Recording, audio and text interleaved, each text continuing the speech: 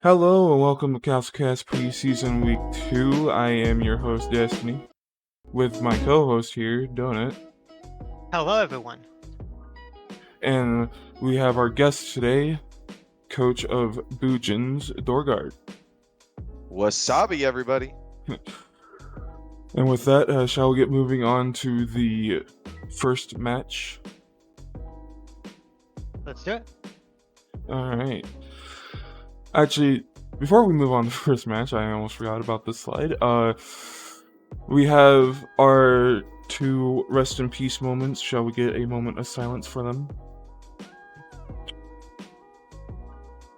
Alright, moving on. On to the first match. We have GT versus we have GT versus Cold Kingdom, and a lot of fun things happened this match. I personally don't remember who started, but GT came out with that. It was Vegeta versus King Cold, I believe, was the starting match.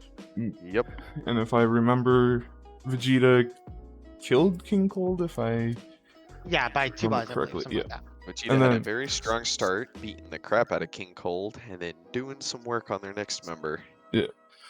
And then, GT was actually a little bit behind near the tail end of this match because of like Mecha Frieza and King and Cooler, but because of that tag game between Vegeta and Sin Shenron, they were able to bring it back, even though it was still within a 1-bar difference at the end of the game. So, Donna, what are your thoughts on this match? I thought this was actually a much different match than I thought it would go to. I thought King Cold's ult potential, as we saw in the first week, and a lot of the off-season testing, they have a inkling to do these like death ball type ults that do like 17 to 18,000 damage, and it's really hard to come back from that, right? So for Vegeta to get that super early lead over King Cold was really nice, and kind of got chip damage onto the other members of him. I believe he went up against what was it, Mecha Frieza, and then as I said, towards the later half when you had Cooler come in, really started to bring that back, right? And with that 18,000 ult onto GT Goku, and as well making it super close against Shenron, right? To have it down to essentially the last clash was really going to decide it, I think. And they flipped the coin, and Shenron got the call on it. So congrats to GT. Really close though. I think both teams still in a great spot. I love to see what we did with Pan there. Pan taking it to blow the evolved characters for a little bit was really nice to see.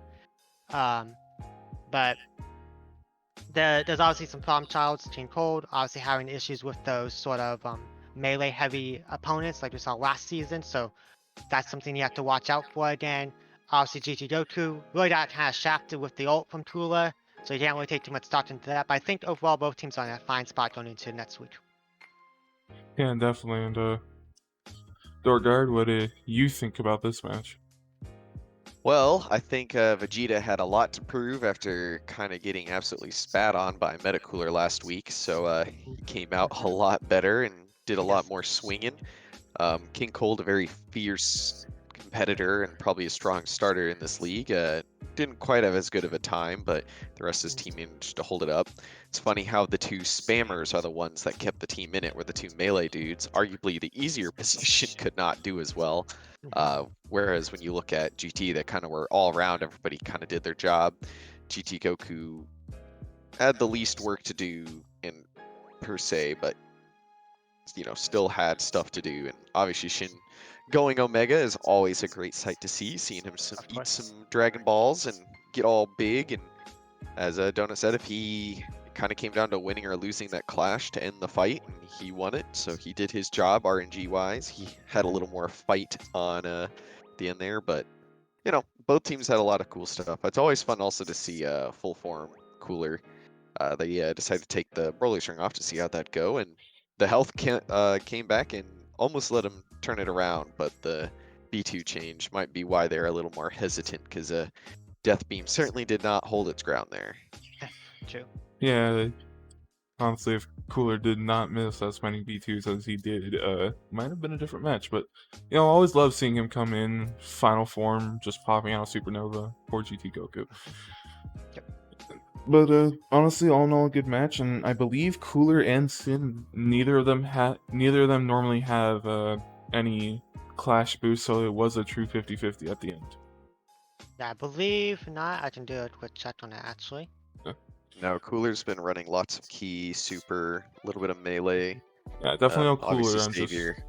I'm just more on And the fence Shin about has Sin, just yeah. been on defense +2 either with Leighton or Master Blast and Eternal Life, so he's usually almost always Yeah, uber tank, survive Shin long.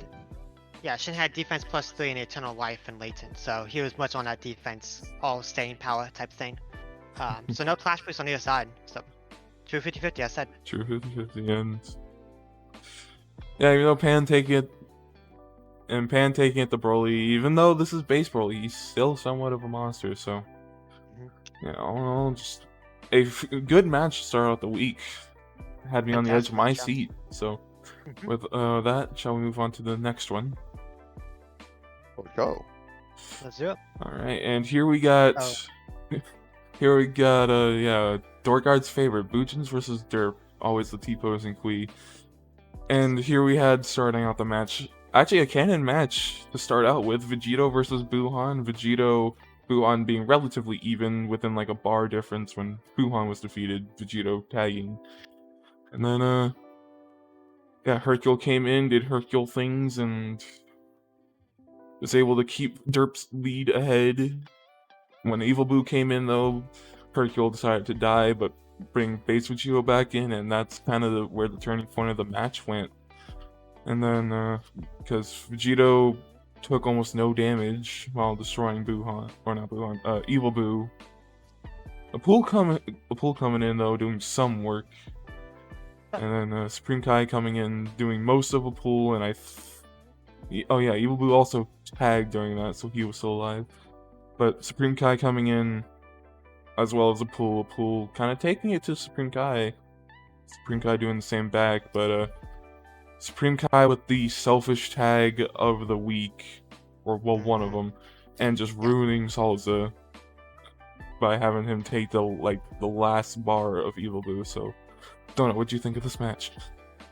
A little bit shocking. Not gonna lie. I thought it'd be close, because I do think that this is probably Derp's strongest, or one of the strongest lineups they could have out on the field. But I did think they would be a little bit closer in regards to the final output there. And I think the big thing you have to take away is just the amount of spam potential for Derp with the Hercule and Vegito. For Derp, they went 9-12 on B2, so just be able to spam out in comparison to Bujin's 4 out of 7. And while the 4 out of 7 isn't bad by any means, when you have the opponent doing 9 B2s and hitting them, it's just it's rough to come back, especially when you have things like Present Bomb instead of Finger Beam, and things are a lot like great, and it's super easy to rack up that damage. Obviously, it's also we kind of disregarded that. I think Evil Boo, not sure what's happening with Evil Boo. You'd think nothing would change after last season, but he's been a little up and down over the past few weeks, even during testing. So I'm hoping that they can find a way to get him back to form.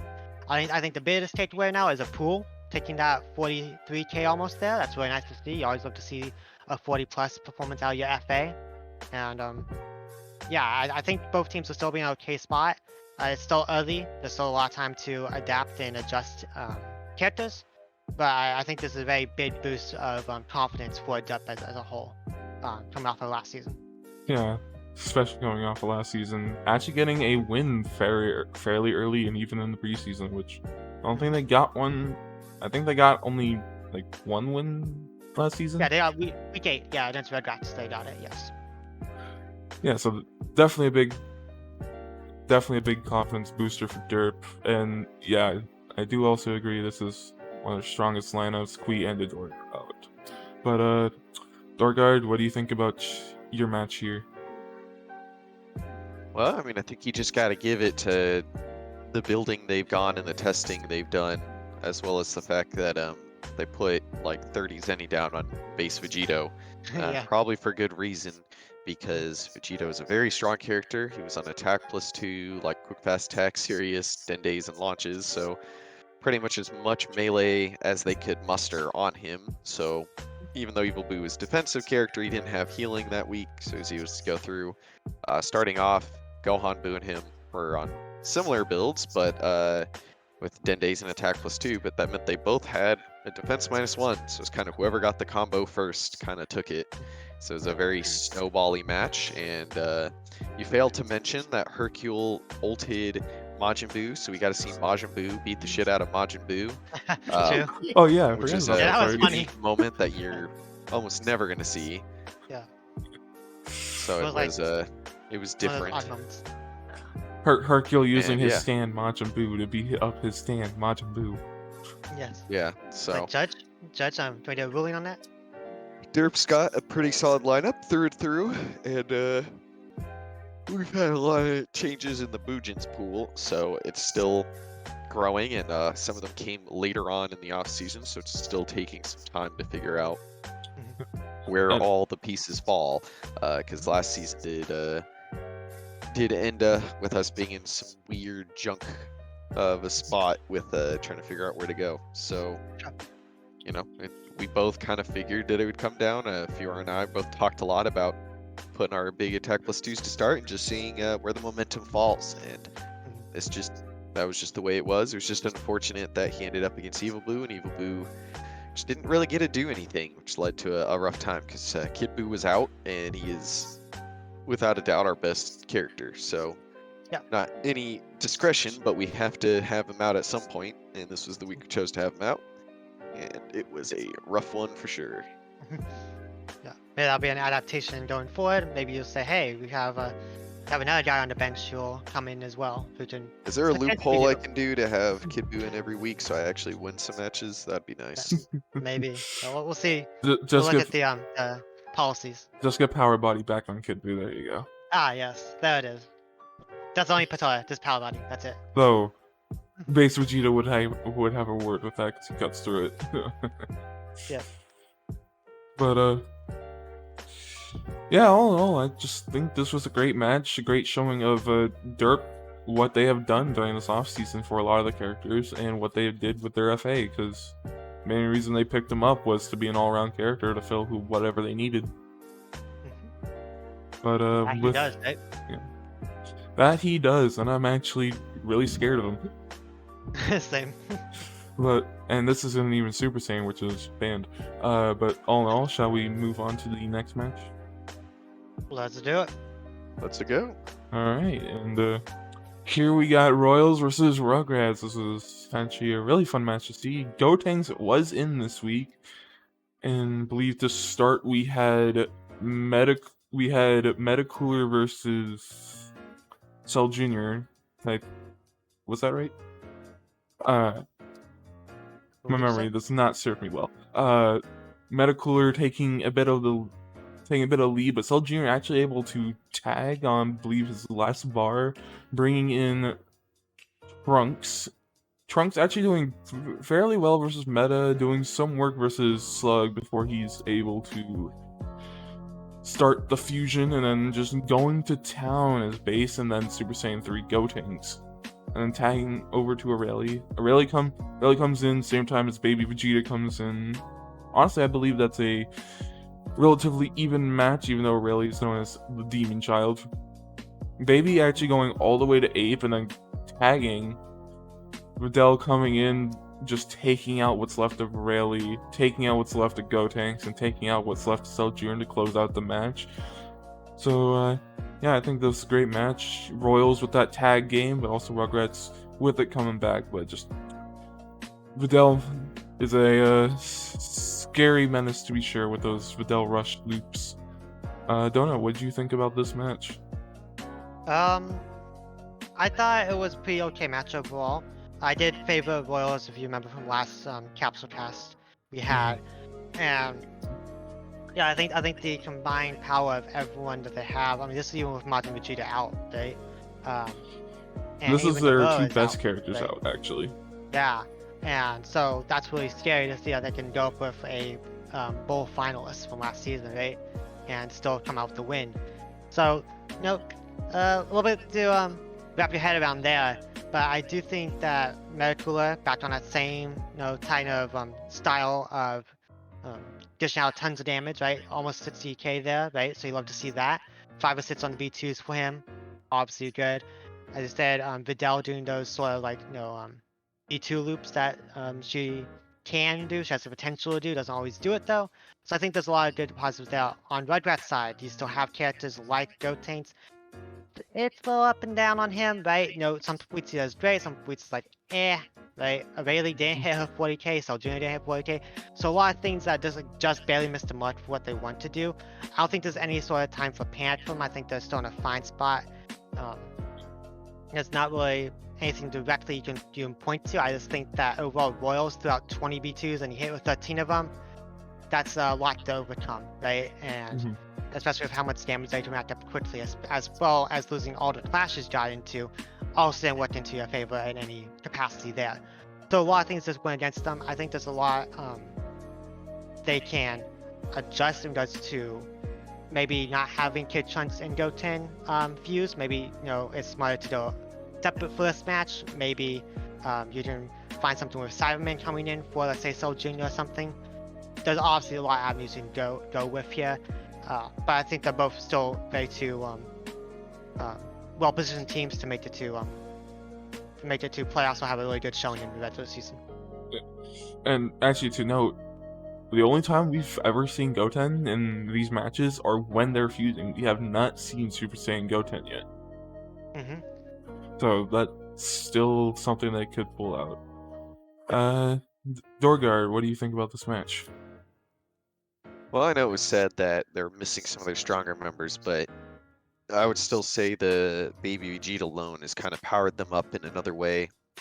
That'll make it hard, and obviously they have other characters that could just do well. Lord Slug's always been a relatively typical character, and while Videl's doing what you can consider a more average 30k, she kind of has her loop that really messes with characters, where once she starts getting her 2-bar rushes and they just keep stepping up into it, you're either going to lose ki from blocking, get into clashes and lose to her dragon power, or get hit. And even though it's only like 4 to 5k, it does add up after a while. So while she is very susceptible when she gets hit with the beam to getting flung away for the rest of the match, if she gets into her loop, she does her thing. And of course, Gotenks is still something that's more or less a work in progress for them. They're still trying to make it work out the best and get the Patars used the best. Obviously, Rayleigh had a little bit rougher of a week, as well as just Saul Jr. after last season feels like a whole can of worms. But it's just one of those. They're using preseason as a big testing arena still. So I would say we didn't see a lot of either of these teams in terms of what their full potential will be. I think Royals maybe came out with more of their builds that we'll see in the season, but lineups and all that stuff is still very much up in the air, so very exciting to see what they do. And obviously congrats to Royals for getting the win, but it is still preseason, so it's kind of a hollow victory in that sense. Of course. And to also point out, this will be a divisional later down in this season. Yep. So Boost will be coming into play. You would expect them to, right? And it flips who's on home map. Yep. Yeah. So it'll be Rugrats' home map, and Boost will be able to use. Might have just different lineups overall, because as Doorguard said, preseason is kind of using testing for some of these teams. So yeah, with that, shall we move on? Let's do it. All right. And here we got Androids versus Namek. We got Android 17. Sorry, there's two 17s. I get confused. And Tambourine to start. Tambourine just taking it to Android 17. But Android 17 able to launch out some V2s, get in his damage, but just not able to take out Tambourine. Next we have Tambourine versus Super 17. Super 17, I believe, takes Tambourine down to 1 bar, or Tambourine immediately tags, and then Nova comes in and just absolutely destroys Super 17. Like, my God, I don't even think we can post that anywhere else. But like, just That's just the power of Nuova for you. And Super 17 actually charged up to max power mode, but just did nothing with it. You just sat there. Sad, we could have seen a shocking death ball. That could have done major damage to Nuova and probably put it even a bit closer into Android's favor, at least in the early stages of the match, as we could probably tell who was coming in later.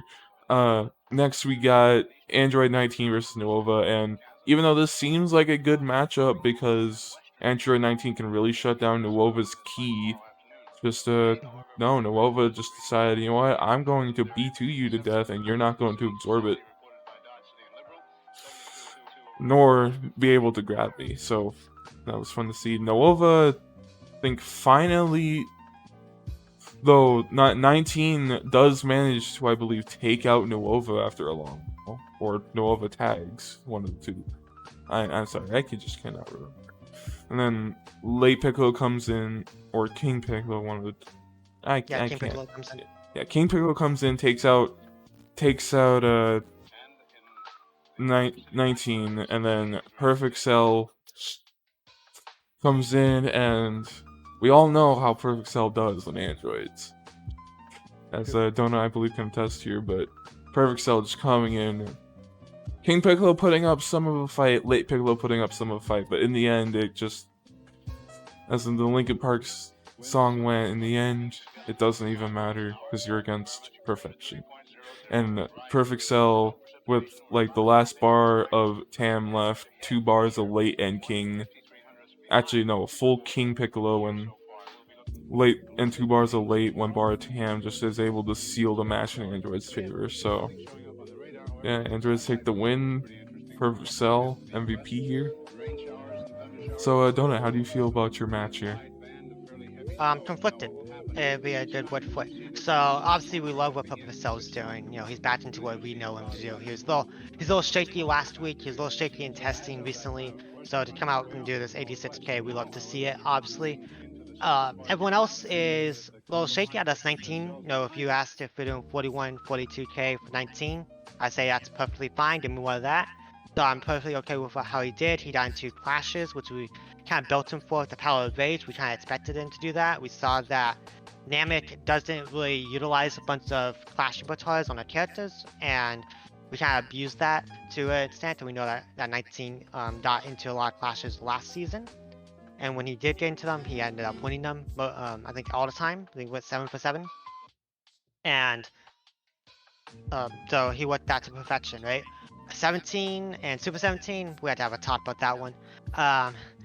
17 over there, I know, chalked it up to Tambourine having the quicker melee between the two, allowing him to break some of the potential of what 17 wanted to do. There's a couple times where 17 tried to back up to the B2, whether it be Photon Flash or the Energy Ball, and Tambourine just kind of smacked him out a bit before he could even start up the channeling for it.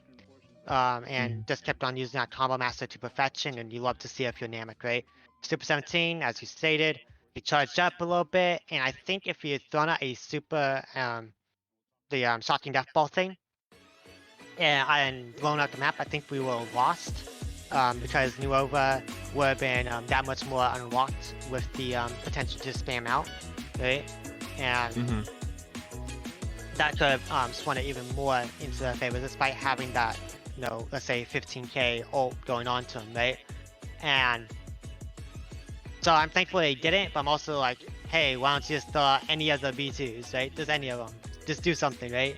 So we're going back to that old ways of Super 17 where great 1 week, like last week he did 60k, this week doing 20k, right? So the up and down are what you see with him a lot. So that's really frustrating, of course. For Namek, obviously, props them for getting Tambourine and Nuova to a spot where they're just, you know, in a very, very strong state now. King Piccolo and Late Piccolo, well, you're facing against Cell. We knew that Cell versus Late Piccolo would just be whoever gets that momentum, considering the defense -1 on Late Piccolo. If he is behind, he'll kind of stay behind for the most part. But if he's ahead, he'll stay ahead, that type of thing, right? And then King Piccolo, you're a great character, fine character, but Cell just kind of had the number. So for Cell to be able to do that 3v1 clutch was really nice. Cell just hit his stride. Yeah, so There's not Yeah. much you can do with that, right? It's also interesting. I think there's only one ult thrown out the entire match, if I remember right. Yeah, there's only one ult thrown out, and that was the meteor from Nuova, which hit absolutely nothing. So One of the not so good ults, and yeah. Yeah. So you can't expect. Oh, maybe Super 17. He was known for his ults last season. 17 known for doing his ults as a savior usually, but we had him starts, right? And Perfect Cell obviously doing his Normal. barrier, right? So, Yeah. but none of them threw out the ults. So there it is, I guess. But yeah, I say conflicting. A lot of highs, a lot of lows on this match. But I think Yeah. both teams still in a great spot, right? So. Yeah, both teams still in great spot. Super 17 and starting Android 17 at least needs a little bit of talking to, but on the side of Namek here, just Nuova Tambourine doing what you do, and as someone that does not really like going against Nuova for his team, definitely tell you he's a problem. But He's a Doorguard, problem.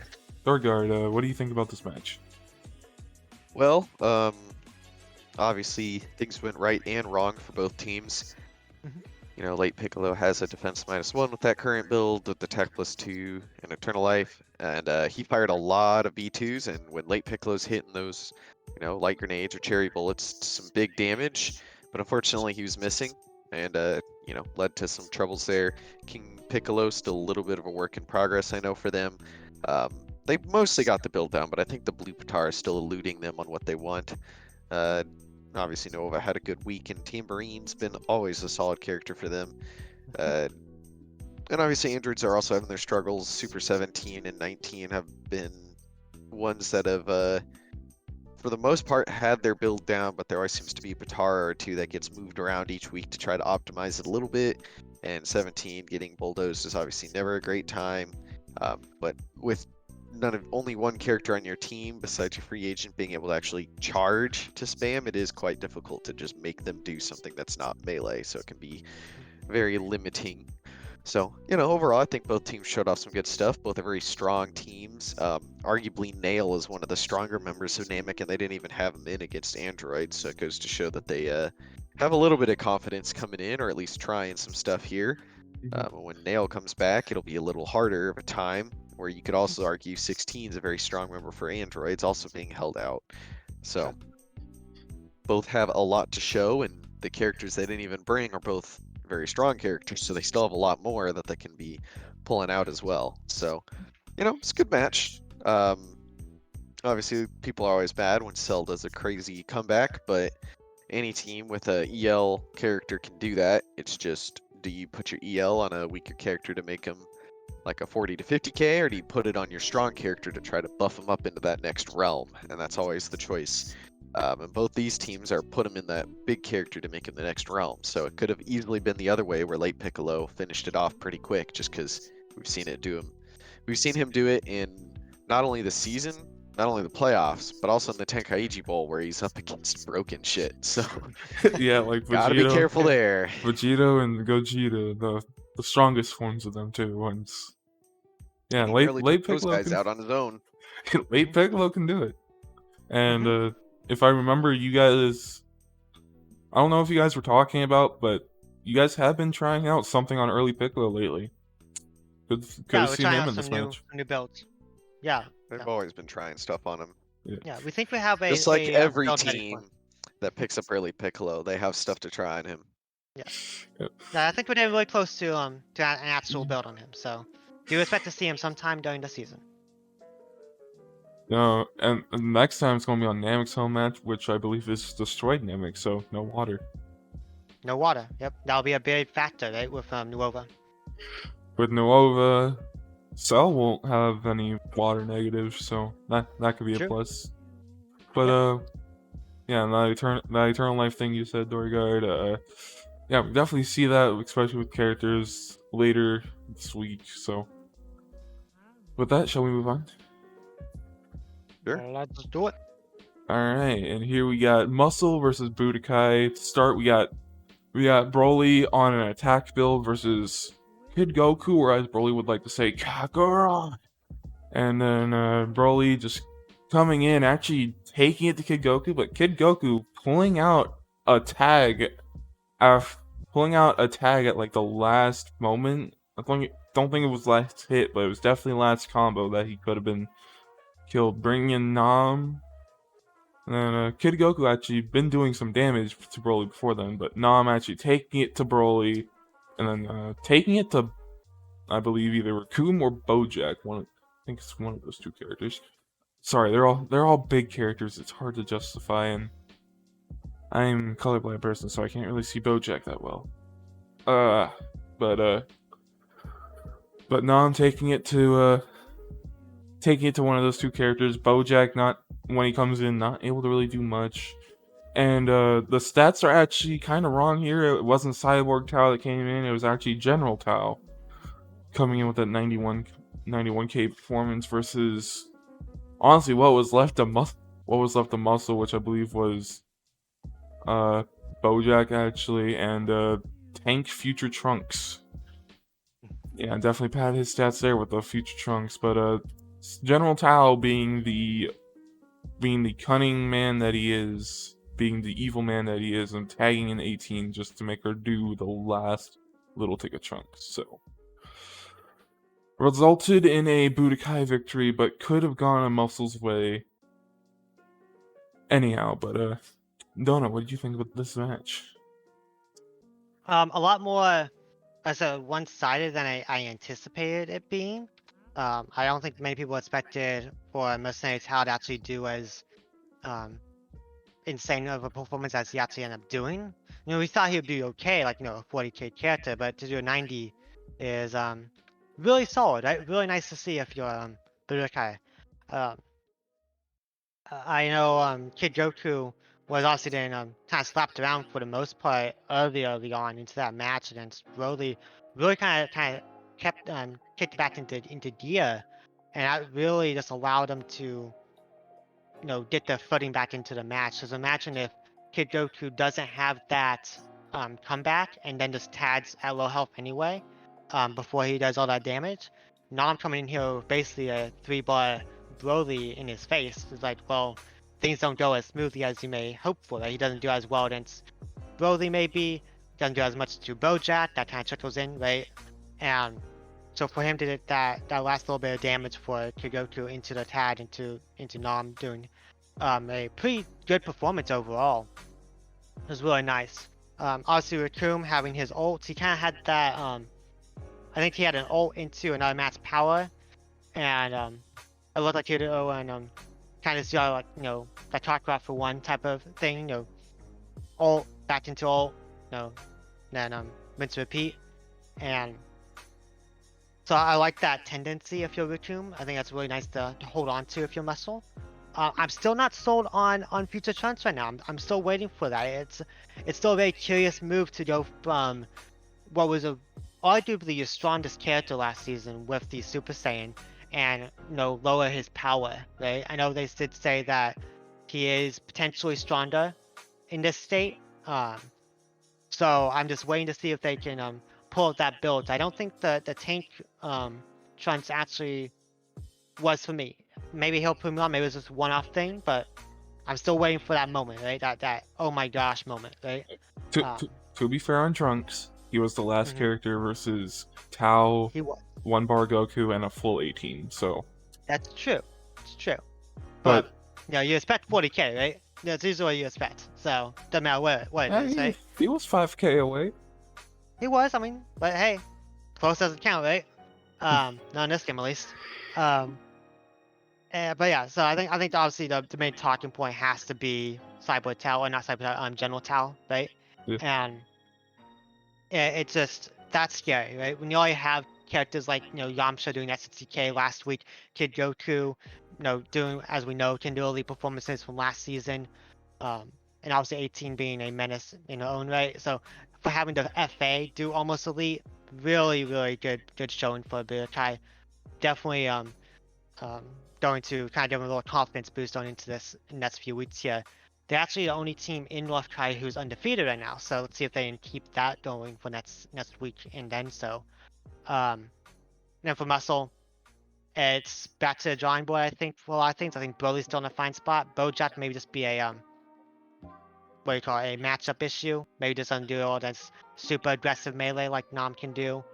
But I think if you hold on to anything, you have Broly and Ratum in a great spot. 13 obviously is in a great spot on the sideline there.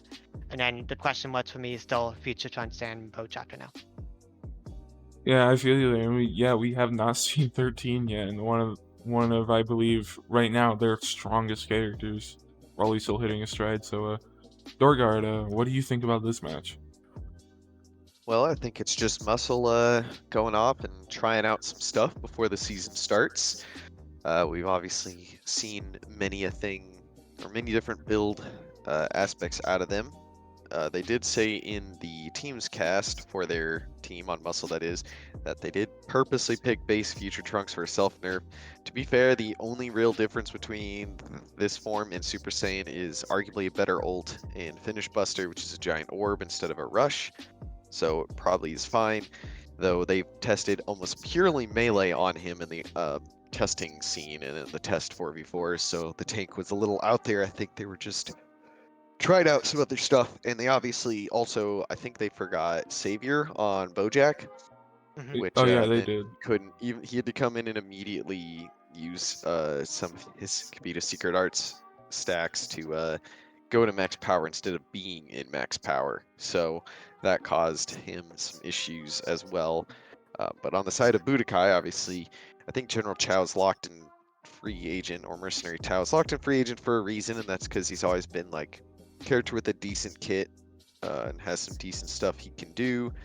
Even Nam has been a character that's always done well, and Kid Goku obviously being one of their better characters. You could say this is arguably one of their strongest lineups, so they came out to fight and obviously did a little bit better than maybe they were anticipating, but still a strong squad. And when Muscle's coming out with some little more out there builds to try some stuff, or maybe stuff like Melee Broly, which they've mostly been keeping him around super based this off season. It's just, you know, they're just doing their test and stuff. It's totally fair to do that for preseason, seeing as how it doesn't, you know, the matches technically don't matter for much. So it'll be interesting in the redo when they come out with, you know, more proper builds per se, or maybe they find the AI that makes these builds, you know, tick in the right way. And there'll also be a map change as well, obviously, which could or could not affect things. It seemed like Bojack got stuck, which kind of ruined his whole game plan because he got stuck against the wall and just was unable to do anything, which could obviously change quite drastically if he, because he's in an ult spam build, which could very easily just deal 40k in 2 attacks. So hard to say. But overall, you know, I think both teams showed off some stuff. Muscle showed they are using preseason for some extra 4v4 testing, and Budokai trying to perhaps get their lineup set and figure out where they want certain people. I know they're still doing a little bit of blue Patara testing per se on a few characters. So yeah, I think overall both teams obviously looking pretty spicy. Also maybe trying to keep, if this is a survivor, try to keep the target off their back so they don't get too much suspicion on them right now, so people aren't as worried about them. Where Budokai's trying to make sure they're ready to fight teams like Bujins and Androids and Hybrids when the season starts. Yeah, just honestly a great match on the side of Budokai. Muscle still need to work out some kinks, but still a great team. But shall we move on? Yeah. For sure. All right. Here we got Resurrected Warriors versus Cinema, and yes, you see that there is an elite this week. And to start, we have Gogeta versus early Goku, and yeah, Gogeta kind of got just slapped around. He did some damage, but Goku with the melee, with the supers, it's really difficult to deal with early Goku. So it's just all around a good character. Then what was it? I believe either Yajirobe came in versus Frieza after he took out early Goku. Just kind of just a slap fight in my opinion, but both of them just either doing B2s or just slapping them. Yajirobe with the a little bit of a power body, it's max power mode, kind of took out Frieza there. Fasha coming in, taking out Yajirobe and doing quite a bit of damage to Majub. And I believe tagging over to Garlic Jr. Garlic Jr. doing some things. Could transform. And then after he transformed, he just did 1v2 and then just stood there and died. Which is not fun, but Fasha coming in, kind of just the last hope for Cinema here. Taking it to Majub, actually according to stats, having hit Elite before she did the final blow to Majub. And almost taking out Vegeta, Majub and Vegeta with the tag game, which is quite fun. But yeah, both of them within like 1 bar difference, and then just takes a B2 to the face. I believe someone said earlier that day that someone would get an Elite and still lose, and yeah, this was that match. So I still think a great match. Still have to work out some kinks with Gogeta, Garlic Jr. Frieza doing his 40k, but he's been on and off character. But I will say, congrats to Resurrected Warriors for getting their characters set up during this off season and just getting them hitting their stride with early Goku Lone, Majub, and Vegeta. Again, see him for the first time in his base form, actually. And Yajirobe coming in, actually still doing his 30k, so hey, you get what you get when you get a win. So, Donut, what do you think about this match? I thought it was probably one of the better matches of the day. You know, I do top 3 match, right? For sure. And I think the biggest shock right now would be early Goku, how well he did against Gogeta. I didn't expect that level of performance. I thought Gogeta would be able to match him pretty evenly with the ability to spam, you know, the super explosive waves or, you know, the Kamehameha, etc., right? Be able to actually deal out a bunch of damage to at least contest him in that area. But early Goku gave him really no time to actually do much. And so yeah, that gave him a solid lead and kind of kept that for the most part until Fasha, bless her heart, over there, you know, trying to pull a victory from the jaws of defeat, and it's like that's that close, right? That close to it. And you know, obviously as a cinema supporter, you love to see that from Fasha, right? That, you know, despite the loss, you love to see any elite performance, right? And second form Frieza still doing his 43 to 44k there, really solid, right? I think the big question marks is obviously of Gogeta. What do you do with him? Is this that, hey, you don't start him, or hey, maybe it's not against an aggressive opponent like early Goku can be? Then another question is Garlic Jr., what do you do with that whole thing because of his ability to transform into that muscle form, right? Into big Garlic over there. And while the form isn't bad by any means, it has a lot of good things going for that muscle form. It's just the AI works differently on him, right? It's not, especially on this difficulty, right? So it's a little bit of a puzzle for that, and you obviously have a few weeks to sort that out. So I'm excited to see what y'all do there. For Resurrected Warriors, obviously the tag game at the end of Vegeta and Majin was really nice to see. It looked like Fasha had it until Vegeta at the last second with the rush volley into a ping pong move, right? So that was really nice to see from him. Overall, you can't really be too upset with either side here. Obviously, you can point out certain characters, but overall, it's one of the better matches. And Resident Warriors and Cinema should be in a perfectly fine position to make it to playoffs and do some damage in playoffs. I think both teams have the lineups to do that.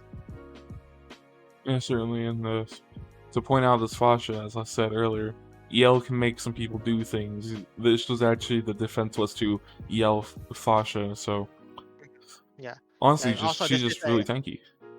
Yeah, this is a divisional match, so that'll come into play for boost later, right? So I'm and home math too. Yep. But Doorguard, what do you think about this match? Fasha sucks. Banner. All right, done. Move on.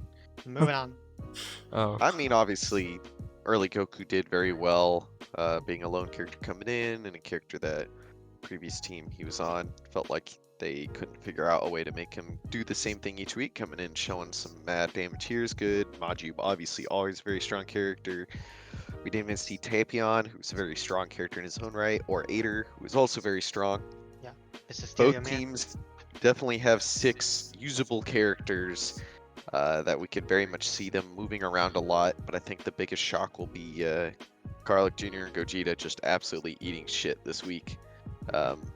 Gogeta is a little bit more of a volatile character, so it's a little more expected that, or it's not as surprising per se that he's going to have a week or two here or there where he kind of falters, just because there's Goku as half of it and Vegeta as the other half. So sometimes the Goku overpowers and makes him wait a little too long before he starts dealing his damage, and sometimes that's too long. But Garlic Jr. obviously a very solid character, so surprising to see him get whopped on like he did, but you know, it seems like someone always steps up for them when someone else doesn't. It's just unfortunately that they kind of needed a person and a half to step up, because 40k from second form Frieza is not bad, but it doesn't help even with an elite. So, you know, good effort. I think both teams have a lot going for them and a lot to show off. Resurrected Warriors is almost a brand new team with the amount of changes they've had this offseason, and Cinema, while maybe not as many changes, still has a lot that they've worked on. And this is only their second season, so it's not even to say they're a team that's been settled. So, yeah, a lot to see in this upcoming season, and a lot to see in how these teams perform once the boosts and other stuff come available. Lots to see, lots to gain. That, shall we move on to, I believe, the 7th match? Let's do it. Alright, here we go with match 7 with Earth Defenders versus Sentai Squad. I believe to start we have Krillin versus Birder. Adult Gohan, I believe. Oh, Adult Gohan, yes. Sorry, it's just hard since I've only seen Birder start. And I haven't watched the matches of it. But Nope, Krillin. banned. All right, that's it. We need new Capsule Cast members. Please sign up at www.capsulecast.com. That thing. Type it in. Hold up. Yeah, Donut, why don't you do it? Yeah.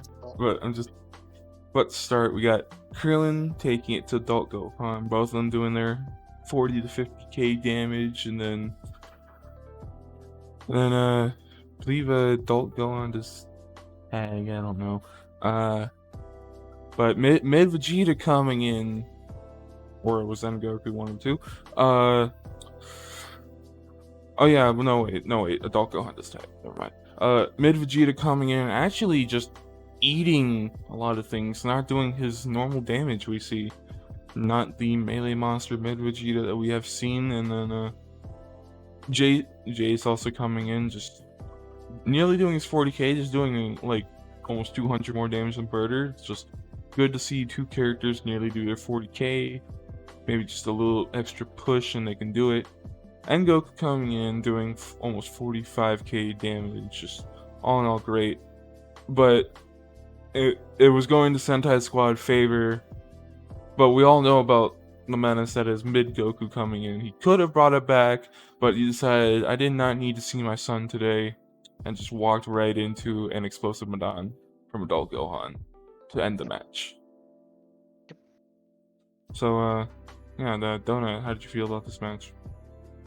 Obviously really happy that Sentai pulls up a win, and that's always fun to see when, Sentai, always gets really close. It kind of felt when I believe it was the Goku came back at the last little bit, tried to do some damage at the end. He's like, oh, are they going to falter? But they pulled it out. So, hey, with a character, with a boy still in, with 2 boys I believe, still in the badge. So. Really good for Sentai. But if you looked at the damage here, you'd think the Earth Defenders won, right? They out-damaged them. Now, I don't remember if that was overkill or anything like that, but especially at the start, when Krillin kind of took it to Adult Gohan, you thought it was kind of doomed for Sentai Squad a lot. But Sailor Woman bringing it back with the tag game as well from Adult Gohan and Sailor Woman, both getting tags off, was really nice to kind of help mitigate any of those damages that they suffered early into the match. So then mid Vegeta obviously they're really faltering. We expect him to do that 50k minimum. Really, that's not kind of character he can be. So for anything lower than 40k is really problematic for defenders. And there wasn't any apart from those certain things, there wasn't a standout thing that you look to, right? As obviously for Sentai Squad, they're known for their clashes, right? So they won 4 or 5 of them. Kind of that's their bread and butter, right? and you have the option of either matching them with it or banking on the possibility of not getting into clashes at all. But unfortunately for defenders, they got into clashes with them and they end up losing anyway. So that's obviously 3 to 4,000 damage, possibly 5,000 depending at a time, and that's free damage, right? And that's never what you want to give over to your opponent. 3 tags on Sentai Squad, as stated earlier, right? And 9 out of 15 B2s, really solid overall performance from them. Defenders, only 1 tag, right? 1 for 5, obviously, for the clashes. So I think the more team environment for the tagging and the building of clashes for what Sentai likes to do, really smart on that part, and it's had defenders numbers this day. Obviously, we still have characters in the wings for both FAs and for better characters like Tien wasn't in. He's obviously a really solid character, and Captain Dinyu, he's known to do like these 40 to 50k performances as well. So a lot of still power on the bench over there on both sides. So let's see what both these teams do going forward.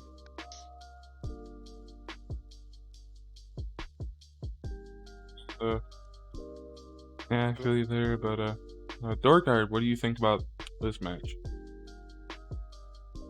It was a pretty interesting one. Earth Defenders not having per se a lot of changes in the off season, but certainly reinventing a few of the characters while also just solidifying some of the others, such as Krillin, who struggled a good bit, and Sentai. Still, you could say Ginyu Force is what they were, but same man, same one it's like half the team, so still a very big amount of changes. And obviously now having adult Gohan, it's like a whole new season for him. And both teams came out and really showed a pretty decent amount of work. Nobody really underperformed too hard or overperformed too hard. It's kind of very typical average match. Really only Krillin popping off and Woman doing a little pop off. So shows both teams have a lot in them, and seeing as how Earth Defenders was considered one of the scariest teams last season, and Sentai was certainly a team that struggled, being able to go toe to toe and keeping it very even is obviously great to see. And yeah, I mean, I think there's also the worry of adult Gohan coming in and maybe being too strong. This is the first time we're having him as a free agent. He's obviously a character that has very high ceiling. So Earth Defenders, good job on keeping him down, whereas Sentai, still trying to get all their shit together in terms of like all the stuff. Like Birder has been a huge undergoing a huge project, you could say, for them this off season with how much he struggled last year, and he's really doing quite well. Maybe not as pop off as we've seen in some of the 4v4 tests, but he and Jace almost did the exact same amount of damage, so at least they're twinning, and 38,000 is not a bad number to be twinning at. Obviously, a little bit more would have been probably what they preferred, but it's getting there. So a good showing from them, and obviously quite terrifying that Earth Defenders, probably one of the teams that's tested the least, are still showing up and putting in mad work. And they had an elite last week, so it shows they have even more that they can do. And you could argue that Tien, one of their super secure characters, hasn't really even been in yet, so that's still waiting in the back. Yep. Yeah, I think both these teams have potential. Sentai Squad, I think this season can make it all the way this time. But with that, shall we move on to the final match? Let's do it. Alright, and here we go with the last match with Kaiju versus Hybrids on Hybrid's phone map. And no, you don't see that, right? Teen was in, he just didn't come into the match. He was in the builds. And I believe we got Scouter versus Ultimate Gohan start. Correct. Ultimate Gohan kind of just taking it to Scouter. Scouter not able to really do as much damage back to Ultimate as Ultimate was doing to him. And then I believe Roshi actually coming in, taking it to both Ultimate Gohan and Sword Trunks, but he does end up going down.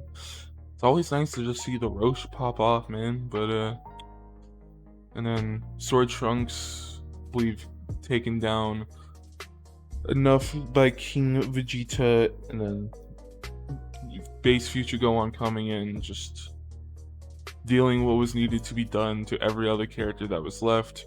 Raditz coming in full health, just not able to do it with base Future Gohan. And while I still think Kaiju put up a good effort, it was just going to take a lot more, especially without like Bardock or Nappa in, to beat hybrids, especially when they still had like Teen Gohan in the back full health. Haven't even brought out Kid Gohan yet. So, Donut, what do you think about this match? Very shocked. I thought this would be a lot closer than what ended up being. Obviously, the points of Bardock and Nappa, two of the big heavy hitters in terms of like burst damage of capabilities, is being on the bench didn't help the cause, but you do have to bench Bardock at one point. You have to bench Nappa at one point, right? I don't think Nappa's come in yet. Yeah, Nappa hasn't come in yet, but you potentially have to bench him anyway, right? So.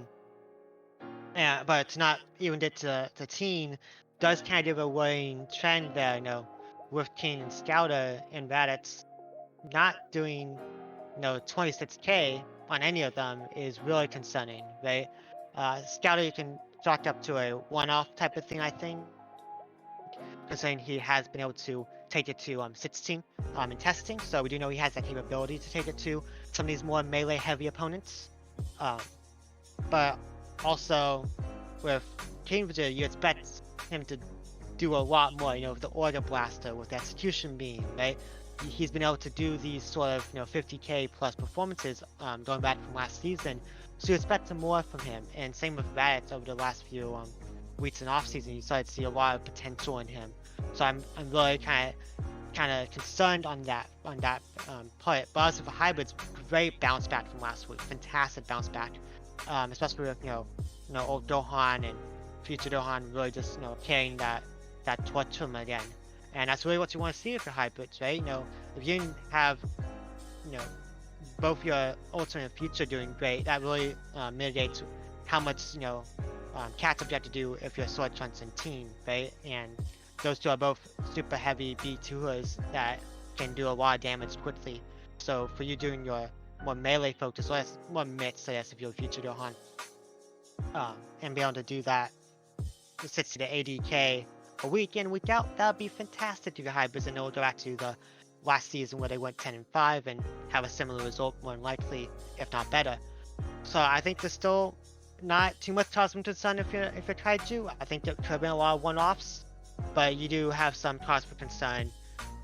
For say, if Bardock's out, do we just kind of auto lose, or how do we have to mitigate and game plan for when Bardock or Nappa are out? So that's the main thing I'm looking for from them over the next few weeks, if they have another similar lineup like this week. Yeah, and both teams do have something good to go at. Like even the weaker character like Sword Trunks still doing like his 45k, and Roshi, their FA, doing nearly 48k. Still have some good things to point out in this match, but still have some kinks to work out on the side of Kaiju.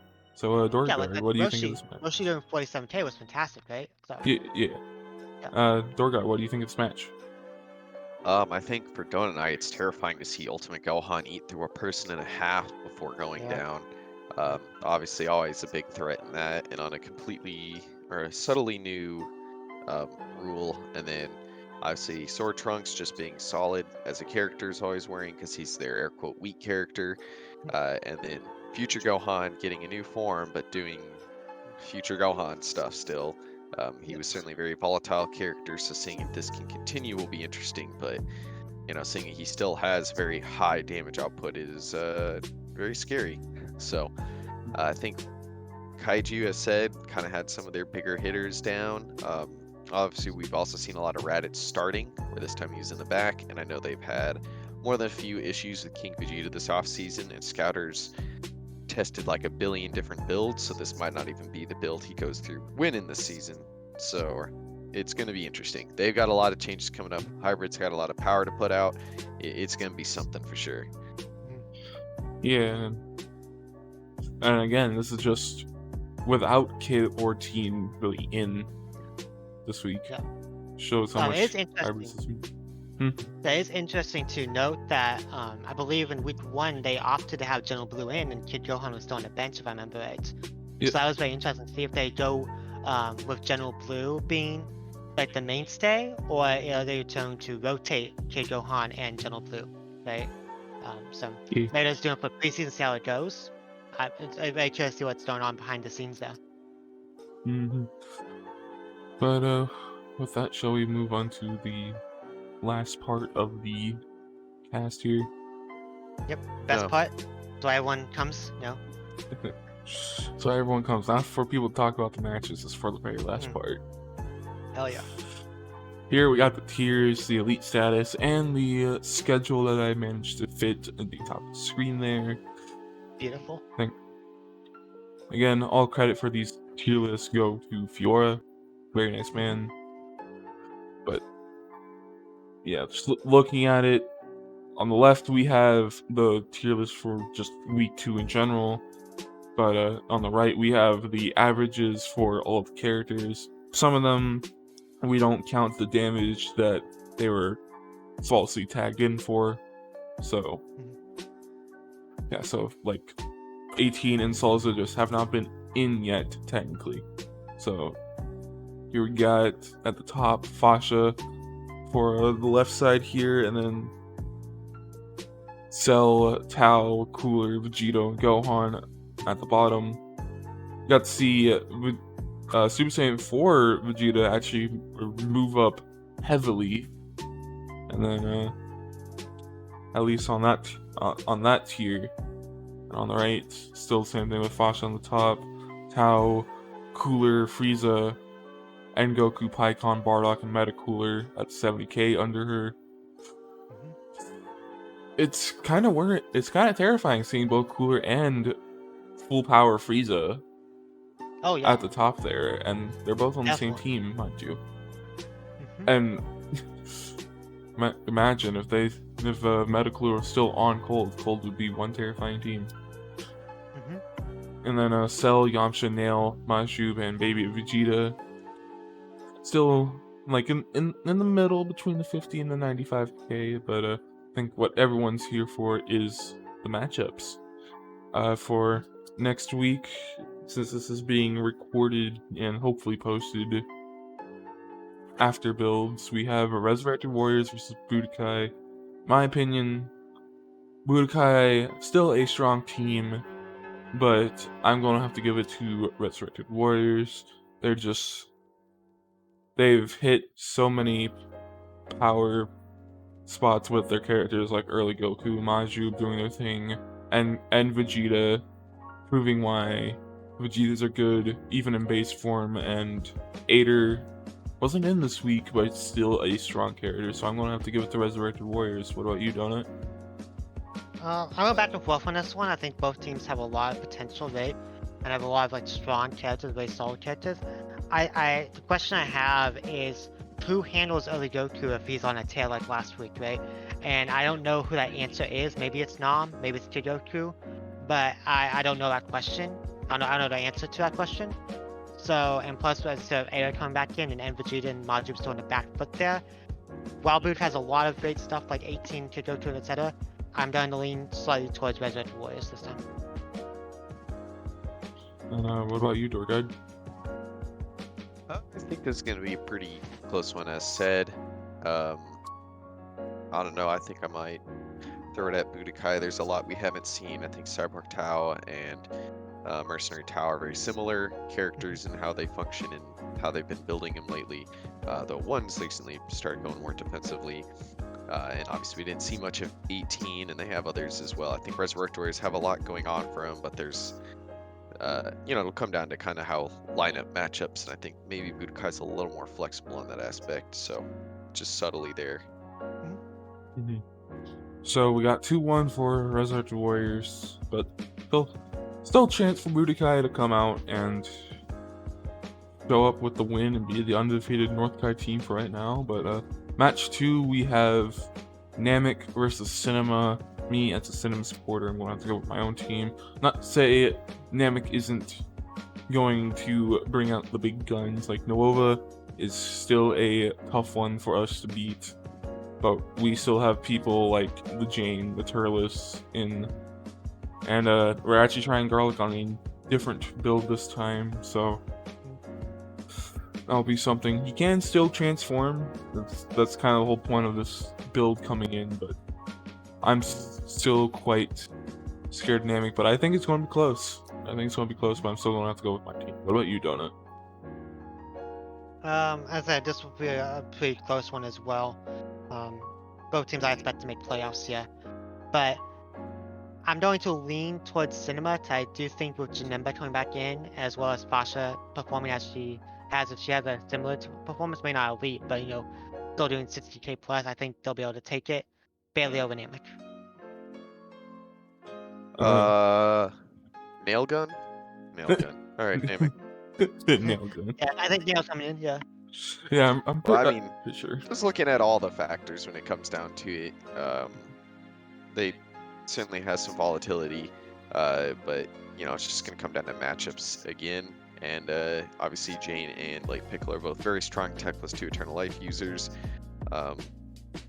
So there's that impact, as well as just, obviously Nova's a super strong spammer. And Garlic's kind of on the opposite side as that. So it's really just gonna come down to that and who's in and who's not and all that other stuff. So there's a lot of variability.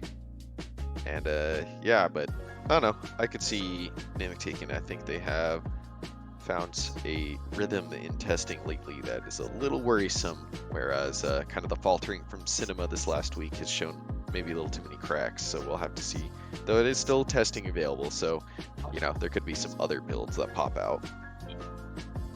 Alright, so going 2-1 for the side of Cinema here, but still a lot of factors that can go in. Still might be a close match.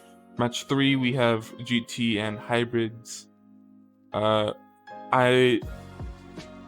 pretty undecisive on this one. GT has proved, like, with their tagging and with people like PyCon, Sin, and Vegeta doing well, they're going to be scary. But Hybrids, Hybrids is a whole nother beast in themselves right now. Like Ultimate go on, Future go on. You still got Teen, still got Kid, still got Sword Trunks, and hell, maybe even General Blue might do something. But I'm going to have to give it to Hybrids. I think it'll be a close one, but I think Hybrids just has too much firepower and too much unknown variables for GT to maybe not consider that will give them the win. Yeah. I'm gonna go with GT on this one. I think Vegeta will come out and do his thing. I believe in the spamming and nuke potential of GT Goku, as well as that speed up bomb he has going on. So I'm gonna give it to GT in a very close one bullet. Mm-hmm. I think this is obviously going to be extremely close. It's very difficult even to come up with who it may be, but if General Blue's in, I don't think Hybrids have a chance, because I don't think that character does very much. They have not found a build that can beat anybody else on their own team to replace any of them, so it's a very rough time for him. Yeah. But without that, I don't know. It's really hard to say. GT's still a much newer team with a lot newer stuff, but after this past week, I think Hybrids, even with General Blue, they might be too strong with just 3 characters, so we'll have to see. But I might give the edge to Hybrids. I think even though Teen didn't fight, he's not doing as well, but they also have Kid Gohan, who's also shown to be a pretty decent beast in himself, coming in potentially as well. So I don't know, it's going to be close for sure. I don't think this will be a massive one-way swing or the other, but I'll give it to Hybrids. So we got 2-1 on the side of Hybrids here, but I think we all agree it will be a close one. Match 4 here, I'm still torn. Can I just vote for both teams? Cause I love both these teams, man. Yeah. It's I think in terms of who I think will win, I think it will be close, but I'm going to have to give it to Derp. I think they just found their stride more with some of the characters. not to say Sentai will. I think definitely Sentai will give them a run for their money, but like you have people like Vegito, Salza, Hercules still a menace, and Supreme Kai actually been looking decent as of recent. I'm gonna have to give it to Derp, but I think it'll be very close, like maybe within even half a bar. I'm going to match. I'm going to say Derp as well. I think the combined power of Hercule and Vegeta will be too much. Like, yes, Sentai has Adult Gohan and obviously Jace who can do a lot of stuff, but I think it's going to be too much overall for the span potential of Derp. So, Derp in a close one. Yeah, it's gonna be extremely difficult. But I think I would give it to Sentai. I think they've got some power coming in, and they also were talking about the order or lineups in the Discord, and VR was sounding a lot more worried than Sentai, so Derp was sounding a little more worried about where their characters are going to end up. So obviously it's going to be hard to say, and tags could come in.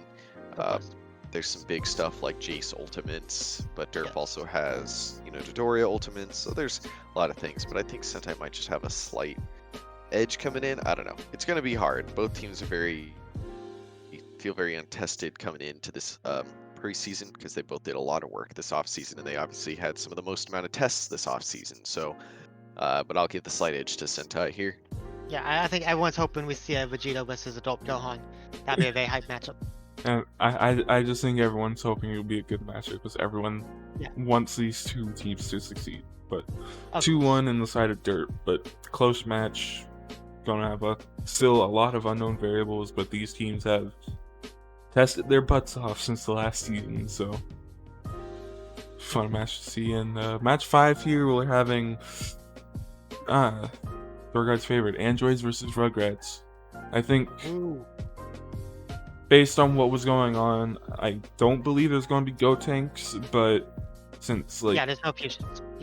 Since kind of want Kid Trunks and Goten to do their own thing for once, but I still think even then, because I think 16 might come back in, 17 might be in. I think Super 17's bench.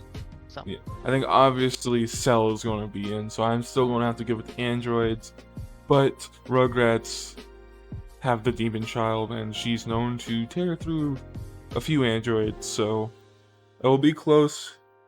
But my heart is saying to go to Android, so. Yeah, no surprise here as coach of Androids. I'm going to go with Androids. I believe this is our strongest lineup we could put up. It's obviously arguable. Well, Donut's droning on. But yeah, I think it'll be good. It'll be good. Obviously, I'm worried about it lately, but yeah, it'll be a really close match. I think it'll be really, really close. Yeah, it'll come down if 19's in matches up against Aurelia. Obviously, that's extremely bad. He's but lined I don't up think against Cell that's... Jr. He's lined up against Cell Jr. right now. well, that could be extremely bad as well. He could get caught in the vortex. I don't know. It's gonna be. It's a very hard match. They could also obviously pull out Go Tanks, which could also be extremely volatile to the situation of the match. Transformation's off. All right. So no Go Tanks. Yeah, this is after builds.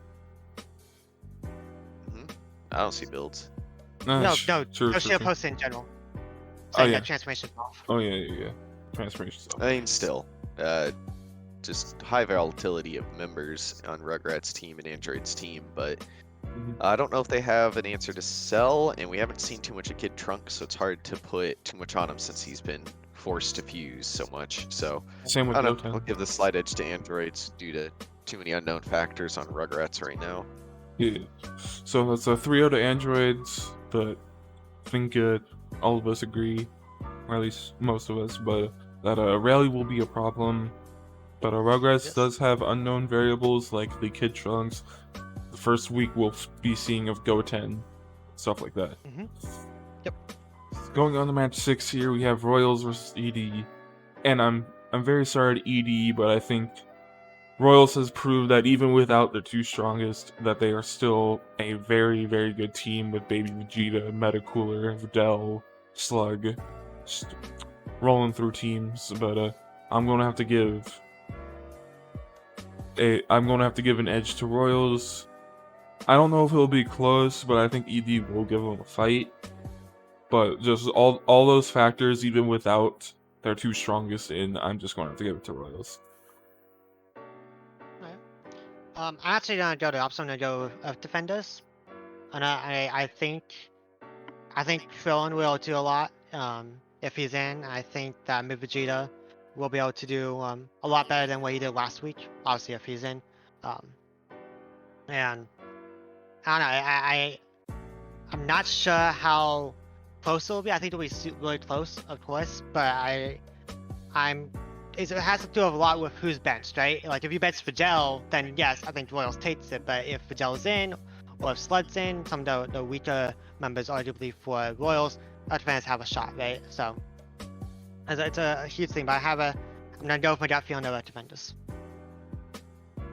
Yeah, I mean it's hard. This is a real hard. This is especially a hard one because both these teams have had an elite already. Yeah, right. And they were like a super elite, could have done even more too, but just didn't feel like it. So you know, it's gonna be a hard one to decide. But if I had to give it, I think I'd have to give the edge to Edie. But I don't know. I mean, I really wouldn't. It's really hard to say. I'd be surprised at whoever wins. Obviously, someone has to win, someone has to lose, and it's gonna be absolutely insane. Mm-hmm. So 2-1 on the side of ED, but it was really hard deciding this since both teams are really, really strong. Going on to match 7 here, we have the second divisional of the week. Cold versus Muscle. I think there's just too many unknowns with Muscle right now. Like, how's Bojack going to do? We haven't seen 13 yet, but would he even make a difference? And of course, base form Trunks, still an oddball.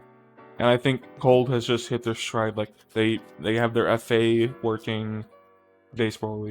Cooler and both freezes have been really dominant. Monster Zarbon has been dominant in testing. King Cold, while he's still an iffy character, can still prove that he can like do his 40k, do his even, or pull out the win. So I'm going to have to give it to Cold for this one. Due to Tommy's lookout, we do know that 13 will be in, and that the final form Frieza will not be in.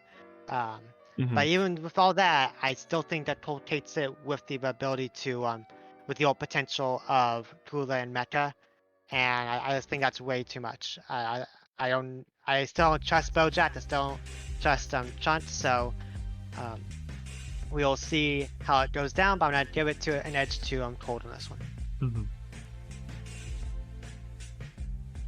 Yeah, I think. I mean, the only reason I'm giving to Cold is I'm pretty sure Muscle's going to still be doing some alternate builds to utilize their preseason time as most efficiently as possible. So they've got a lot of, let's just say, variability.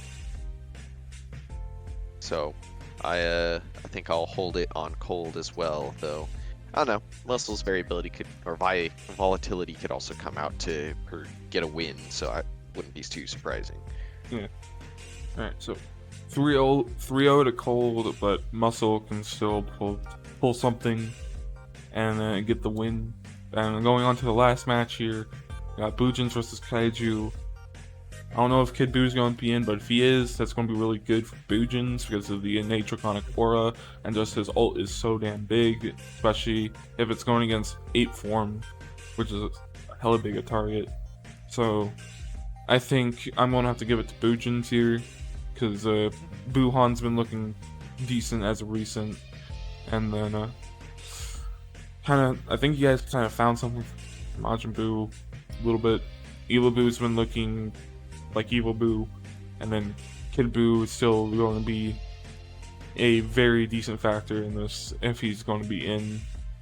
How you guys might still bring Swivelbitch in, I have no idea, but I'm going to have to give it to Buu. But I think it will be close because Kaiju still it's not a team to sleep on. Even if they bring out test builds, You never know what Bardock's going to be on. Maybe Nappa could be in. Who knows? But I'm going to have to go with the Boojins. Yeah, I'm not accepting that. I'm gonna go with Boojins as well. Even if they bring like Bardock or Nappa, like yes, those are two strong characters. We still have people like Buhan, you still have Kid Buu, right? Who can I think can match them pretty evenly. So yeah, I'm gonna take Boojins in a close one here. Hope is in. Majin Buu's on a new build. Evil Buu's in. Hope. I don't recall. Let me look. Yeah, that's right. Evil Buu's the one that's out because he's weird with apes. So yeah, I don't know. It's gonna be weird. Obviously, my team. I'd hope they do well. So we'll see. All right, so 3 out of Boojins, but Kaiju's nothing to sleep on. But with that, we've come to the end of the cast. Thank you to these 2 lovely people that are with me today, and check out the streams that happen every week. Check out the Discord, check out the website, check out the Twitter in the description below. But with that, I'm your host, Destiny. I'm Donut. And I'm Doorguard. And we will be seeing you next time.